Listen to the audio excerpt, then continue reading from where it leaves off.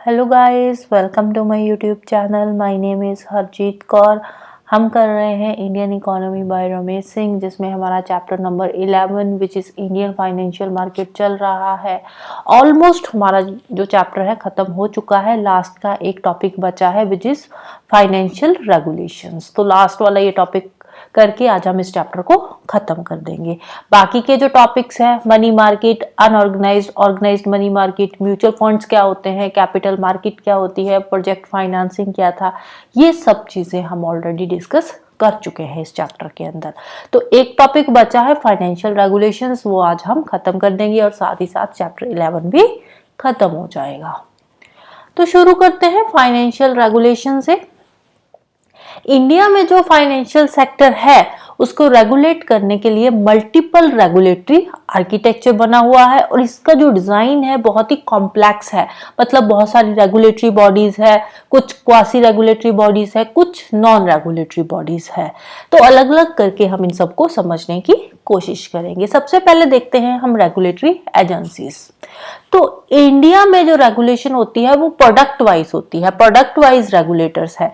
जैसे कि credit products हो गए, सेविंग्स हो गई, रेमिटांसेस हो गए, इन सबको रेगुलेट करता है RBI, reserve bank of India. Investment products जो होते हैं उनको रेगुलेट करता है SEBI, securities and exchange board of India. और जो इंश्योरेंस प्रोडक्ट्स है उनको रेगुलेट करता है Ida, insurance regulatory and development authority. Pension products को रेगुलेट करता है PFRDA, pension fund regulatory and development authority. इसके अलावा जो commodity based exchange traded future है उसको रेगुलेट करती है फॉरवर्ड मार्केट कमीशंस। तो अलग अलग प्रोडक्ट वाइज जो है रेगुलेटरी एजेंसीज यहाँ पे काम कर रही है। लेकिन इस चीज को लेकर कई बार क्या होती है, कंट्रोवर्सी हो जाती है एक प्रोडक्ट को लेकर, जैसे कि 2010 में हुआ था। तो 2010 में पीएफआरडीए एंड इडा जो है इन दोनों के बीच में कंट्रोवर्सी हो गई थी प्रोडक्ट को लेकर, प्रोडक्ट की रेगुलेशन को लेकर, राइट। तो कभी कभार कंट्रोवर्सीज भी हो जाती है। फिर नेक्स्ट बात करते हैं क्वासी रेगुलेटरी एजेंसीज की।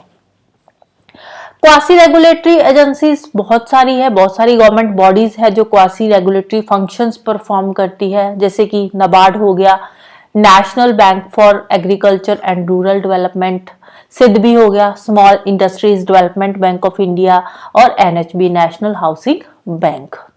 नाबार्ड किसको सुपरवाइज करता है, रीजनल रूरल बैंक्स होगी, स्टेट कोऑपरेटिव बैंक्स या फिर डिस्ट्रिक्ट कोऑपरेटिव बैंक्स, इन सबको रेगुलेट करता है, सुपरवाइज करता है नाबार्ड।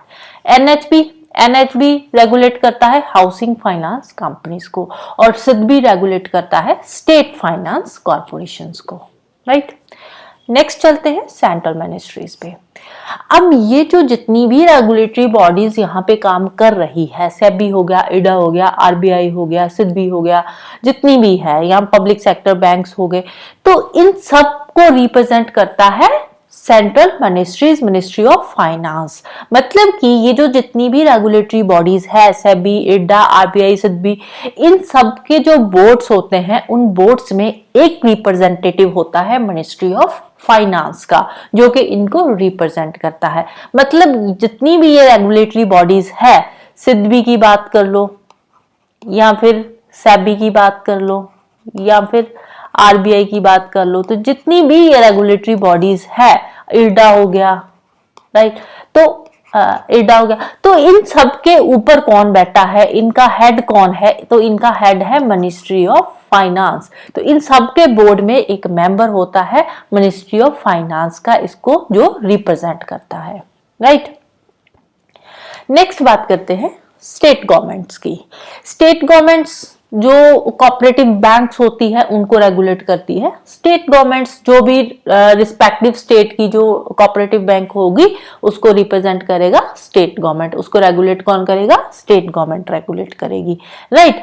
तो स्टेट गवर्नमेंट एक रेगुलेटरी रोल प्ले करती है जो भी स्टेट लेवल पे बैंक्स काम करती है, कोऑपरेटिव बैंक्स जो बेसिकली होती है, तो उनको रेगुलेट करने का काम करती है हमारी स्टेट गवर्नमेंट, राइट। तो अब इसी चीज को लेकर एक बार यहाँ पे कंट्रोवर्सी हो गई थी माइक्रो फाइनेंस इंस्टीट्यूशंस को लेकर। माइक्रो फाइनेंस इंस्टीट्यूशंस को लेकर आंध्र प्रदेश की जो गवर्नमेंट थी उन्होंने एक ऑर्डिनेंस इशू कर दिया था। हालांकि जो माइक्रो फाइनेंस इंस्टीट्यूशंस है वो किस में आती है, एनबीएफसीज में, नॉन बैंकिंग फाइनेंशियल कॉर्पोरेशंस में आती है, और एनबीएफसीज काम करती है आरबीआई के अंडर। आरबीआई एनबीएफसीज को रेगुलेट करती है। लेकिन आंध्र प्रदेश गवर्नमेंट ने एमएफआईज को लेकर, माइक्रो फाइनेंस इंस्टीट्यूशंस को लेकर एक ऑर्डिनेंस इशू कर दिया था उस टाइम पे, राइट। तो इस तरह की जो कंट्रोवर्सीज होती है वो चलती रहती है, छोटे मोटे जो मसले होते हैं वो चलते रहते हैं, बट कभी कभार जो मैटर होता है वो कहाँ पहुंच जाता है, कोर्ट्स तक पहुंच जाता है। तो उसके बाद जो फाइनल डिसीजन कोर्ट का होता है वो स्टेट को मानना पड़ता है, राइट। अब कुछ फाइनेंशियल इंस्टीट्यूशंस ऐसी है जिनको स्पेशल स्टैट्यूट्स जो है स्पेशल स्टैट्यूट्स के थ्रू बनाया जाता है।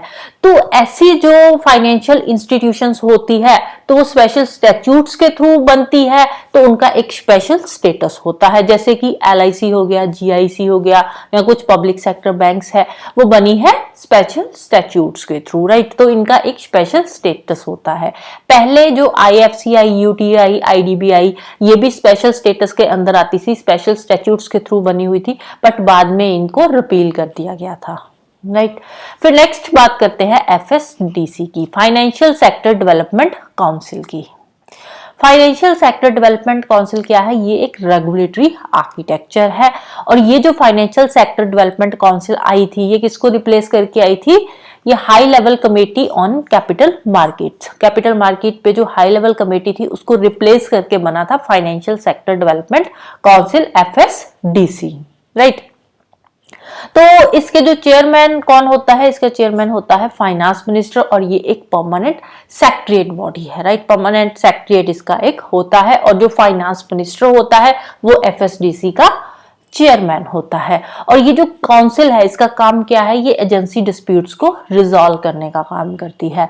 जैसे कि फाइनेंशियल कॉन्ग्लोमरेट्स में जो रेगुलेशंस को लेकर जो भी डिस्प्यूट्स वगैरह होते हैं उनको लुक आफ्टर करने का ये काम करती है, राइट।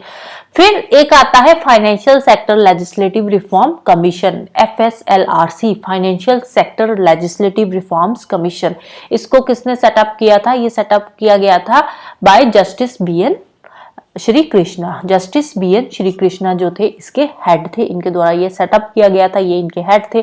तो इन्होंने 2013 में अपनी रिपोर्ट सबमिट करी थी। अब देखो 2013 में इन्होंने अपनी रिपोर्ट सबमिट करी थी, तो फिलहाल के लिए ये इतना इंपॉर्टेंट नहीं है। फिर भी हम एक बार इसके जो मेजर हाइलाइट्स है उनको देख लेते हैं, but I don't think so कि ये इंपॉर्टेंट है एग्जामिनेशन पॉइंट ऑफ व्यू से, क्योंकि ये पुराना कमीशन है। जो लेटेस्ट वाले कमीशन है पिछले 1-2-3 सालों में बने हुए हैं तो वो इंपॉर्टेंट हो जाते हैं, लेकिन 2013 वाला जो कमीशन आया था उसकी रिपोर्ट क्या थी उसके बारे में कोई नहीं पूछेगा अनटिल और अनलेस न्यूज में ना हो, राइट। तो एक बार फिर भी मोटा मोटा हाईलाइट्स हम इसके देख लेते हैं। तो इन्होंने क्या बोला, इन्होंने बोला कि ये जो रेगुलेटरी बॉडीज है इनका एक हॉरिजॉन्टल स्ट्रक्चर होना चाहिए, जैसे कि सेबी, एडा वगैरह ये जो एजेंसीज है अलग अलग, तो इनका एक हॉरिजॉन्टल स्ट्रक्चर होना चाहिए सो दैट की रेगुलेटरी ओवरलैप को हम हटा सके, राइट। इसके अलावा इन्होंने एक एफआरए सेटअप किया, फाइनेंशियल रिड्रेसल एजेंसी बनाई, जिसमें जो कंज्यूमर कंप्लेंट्स होगी वो एफआरए के अंदर आ जाएगी, ठीक है। फाइनेंशियल रिड्रेसल एजेंसी जो है वो कंज्यूमर कंप्लेंट्स के रिगार्डिंग काम करेगी, रिगार्डलेस ऑफ एरिया, कोई भी एरिया हो तो उनके जो कंज्यूमर कंप्लेंट्स है वो किसके पास जाएगी, consumer complaints financial redressal agency के पास जाएगी, right. It means regulator not to see the consumer complaints, मतलब जो रेगुलेटर होगा वो कंज्यूमर कंप्लेंट्स को नहीं देखेगा। कंज्यूमर कंप्लेंट्स को कौन देखेगा, financial redressal agency, regardless of area, right. फिर इन्होंने एक बनाया फाइनेंशियल सेक्टर अपीलेट ट्रिब्यूनल।